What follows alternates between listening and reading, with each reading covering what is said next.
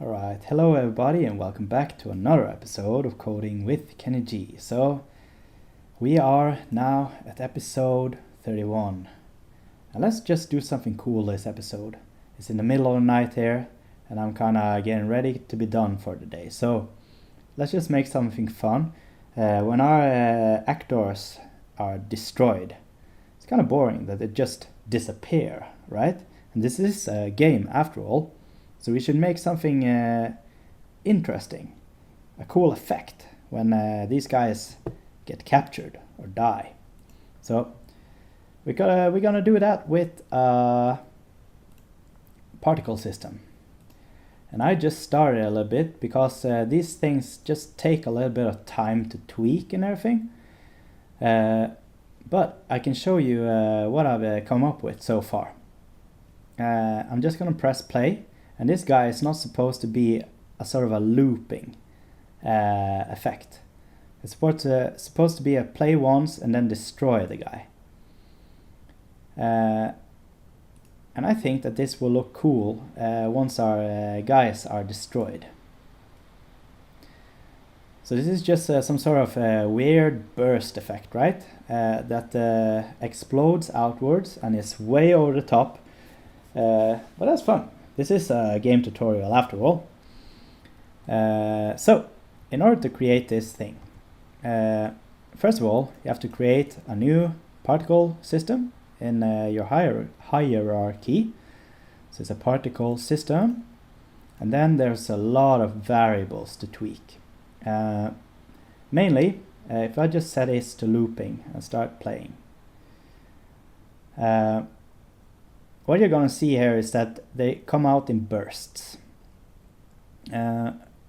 So, first of all, the thing that I modified is this emission shape. It's not that clear, but there's a little blue or light white emitter in the middle of this gizmo here. So, I changed that. Let's go. Down here in shape. I changed the shape to a hemisphere. So that's a half circle you see there. And for the shape, other than that, I kept everything default.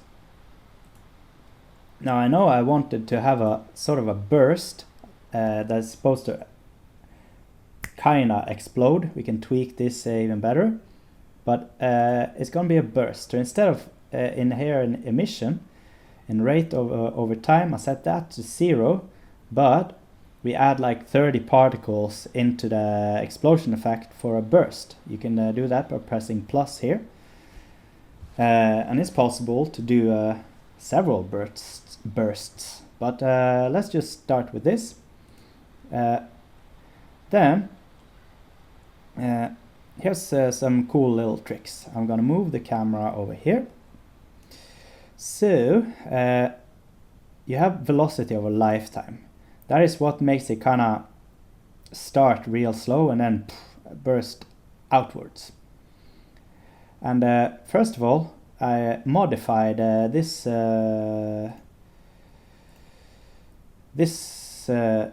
variable called radial.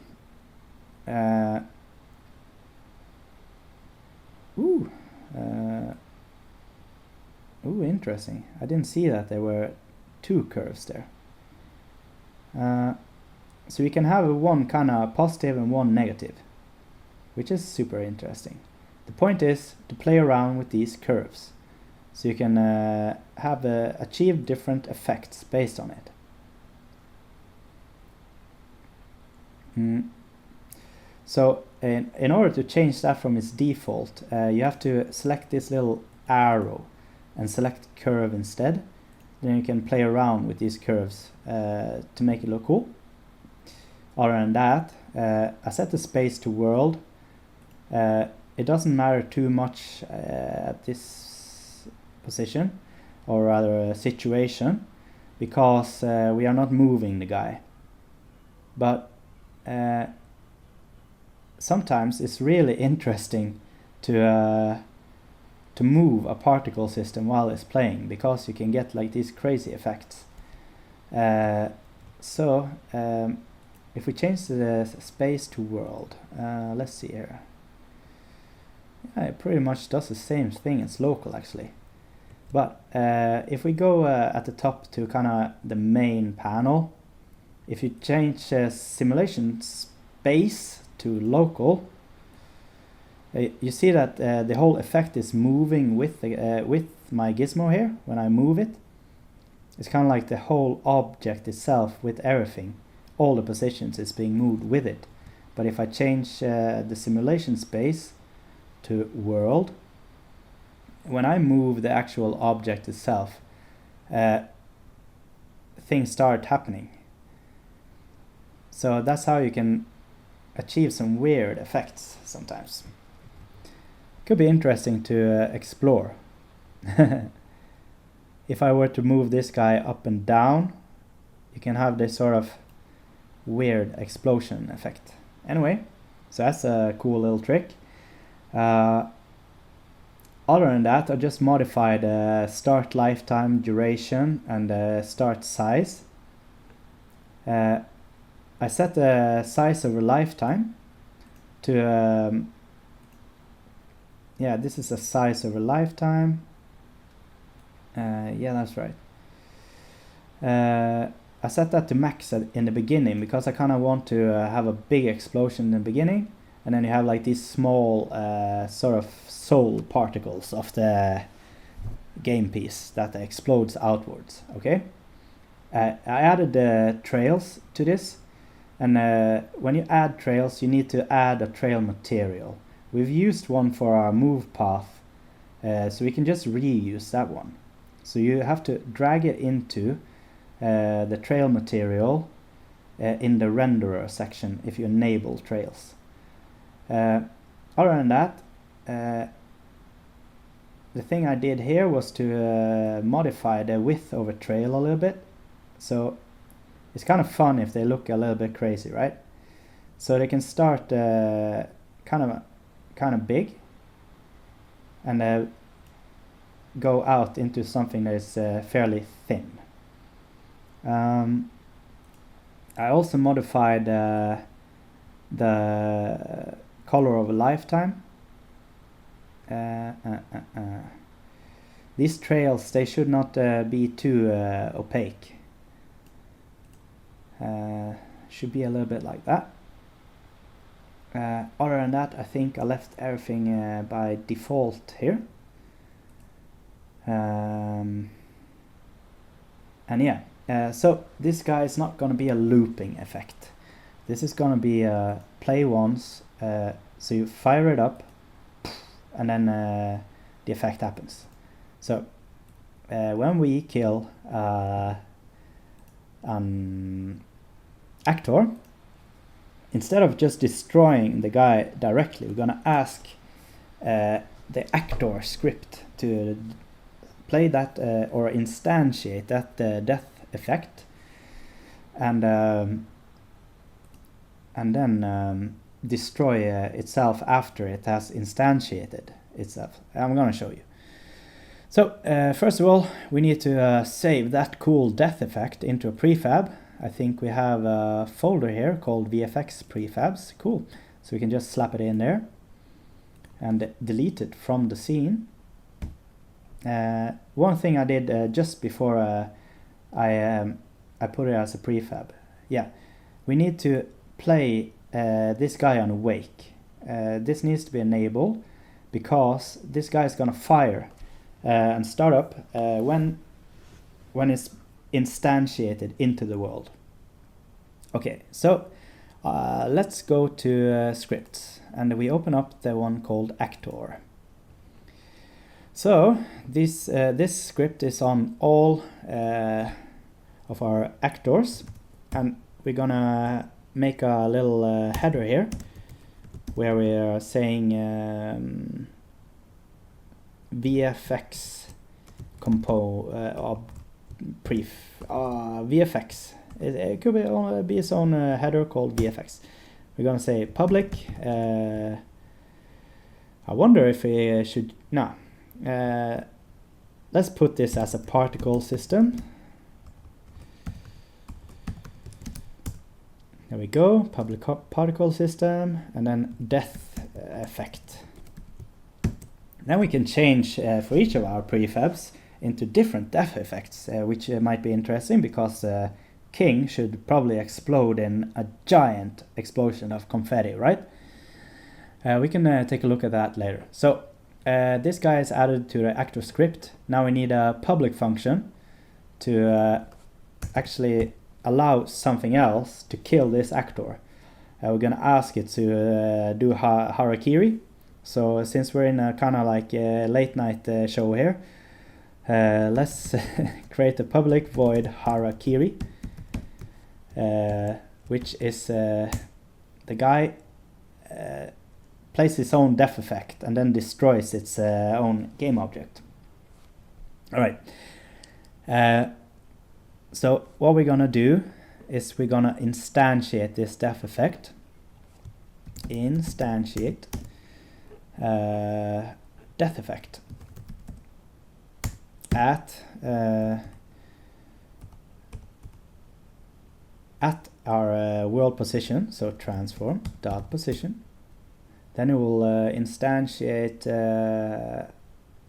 I think, at the feet of the character.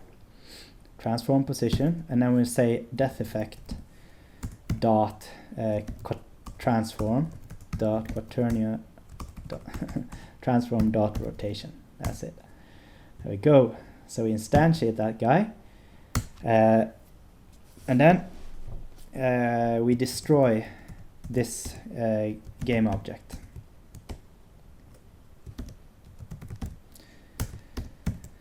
So in game controller, when we destroy an actor, that is in on actor end move, when we check for captures,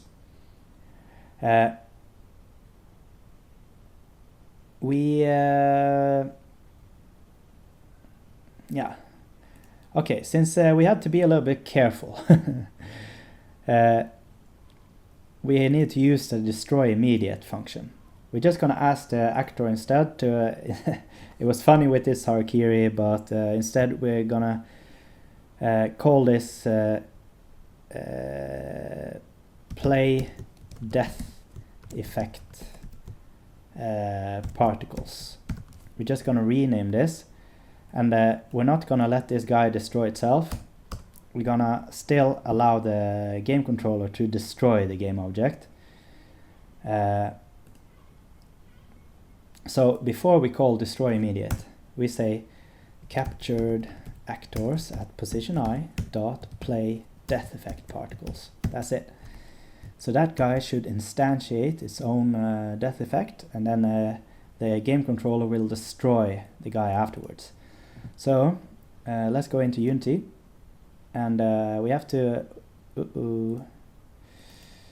yeah, I made a little test script here earlier. Don't worry about it. We can just go out of that. Okay, so we select our prefabs, and then we have three prefab types to select from.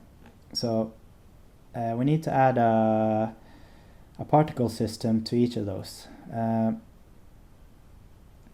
The way that you do this, it's a little bit annoying, but you can't find a particle system through the kind of search function here in that regard. So I have to actually go to this lock icon up here where my mouse is, lock this particular inspector, go to VFX prefabs and drag in that cool depth effect.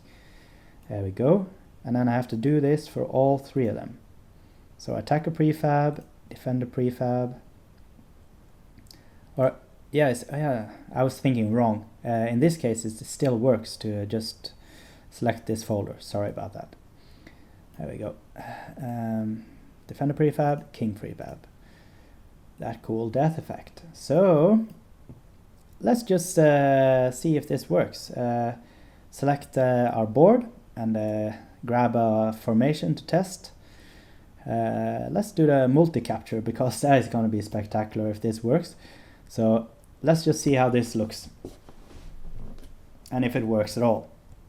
I'm gonna go here and attack all of these 3 guys.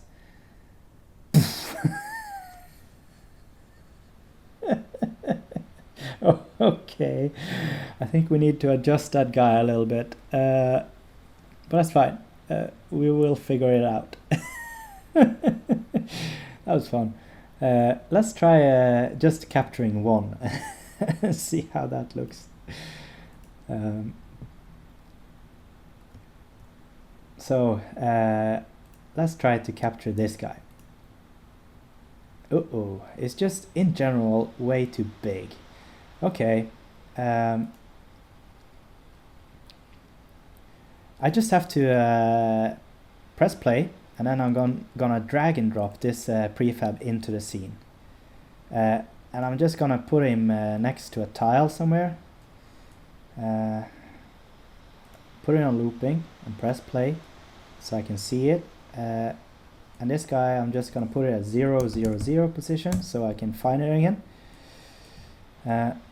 Yeah, it's absolutely huge compared to everything else. So we just need to reduce the start size substantially.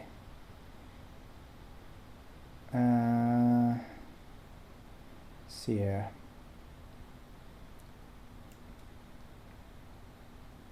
Cool.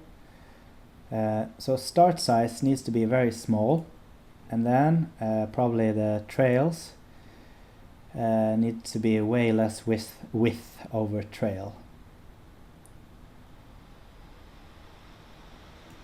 Something like that. So let's just remember these 2 tweaks. Way less start size and way less width over trail. Okay, we need to fix that in prefab, so we open up the prefab, put this to like 0.3, wasn't it? I think so. And also the trails at the 0.3, something like that.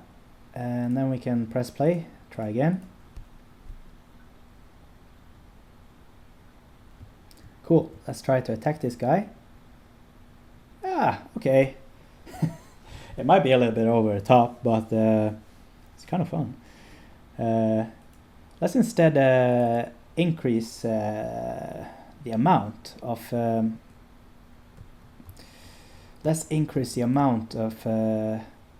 items being spawned, or particles, and reduce their kind of lifetime to 1.5 seconds.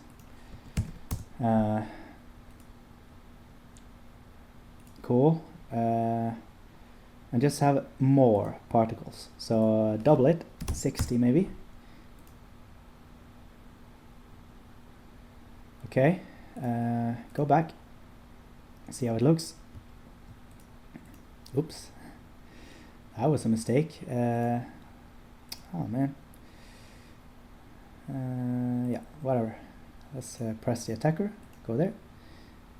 Yeah. It looks pretty cool. It's kind of funny. So that's just a point, right? This could be tweaked till the end of time. But let's just try that multi-capture again, just to see how it works or looks when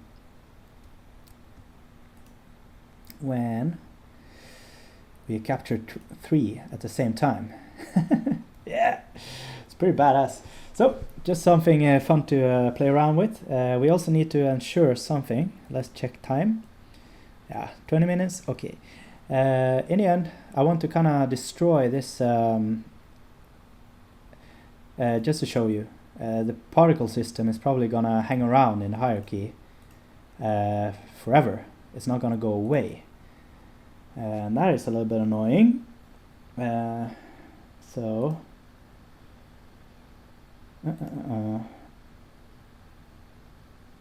yeah, I think that we can set it in the particle system itself. So let's open that cool death effect. I wonder if this yeah, when the particle system is stopped and all particles have died, should the game object automatically disable or destroy itself? So we're gonna destroy it, and I think that's just gonna work. So let's see if it goes away from the hierarchy after they're done, and they are. Perfect! So, just a cool little thing to kind of end the night here. I hope that you enjoyed this episode. It's kind of fun and something very fun for you to play around with, and you can just use that system as it is. It's very, very easy to get going with this. So you can create different cool death effects for the characters and just play around with it. I think it's a very rewarding thing to do once you sit down and just fool around and try to create these crazy particle effects, maybe with sub-emitters, like different smaller emitters. You could make an explosion first and then sort of like a burst of smoke or something. You could have a lot of fun with this. So I hope that you want to play around a little bit with that. Sorry about that. I'll just save here, and then thank you for watching, and I'll see you in the next one.